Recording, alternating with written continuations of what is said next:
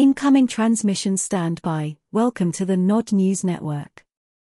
Ukraine's spokesperson Sarah Ashton-Cirillo has threatened reporters worldwide, Sonia van den Ende says.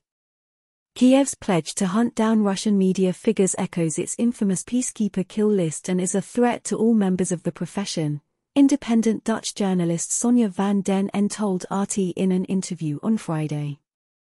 The warning came after American Sarah Ashton-Cirillo, who currently acts as a spokesperson for the Ukrainian military, on Wednesday issued a threat to kill Russian propagandists. Ashton-Cirillo later predicted that next week, the world will see a favorite Kremlin propagandist pay for their crimes.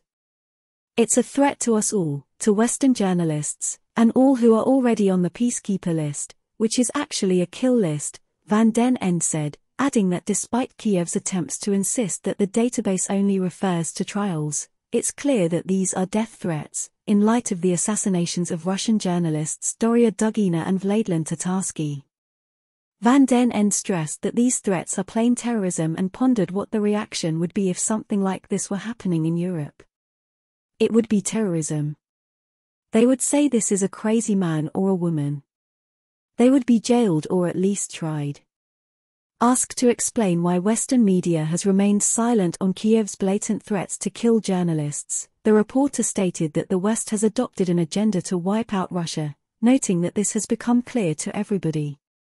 As an example of this, the Dutch journalist pointed to an attempt in the EU to shut down Ukraine's notorious Mirotvorets website. They voted against it.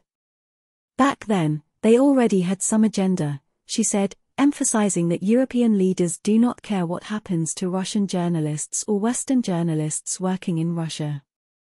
Ashton-Cirillo's threats were strongly condemned in Moscow, where Foreign Ministry spokeswoman Maria Zakharova pledged to convey Kiev's comments to international organizations as an example of the terrorist nature father of the Ukrainian regime.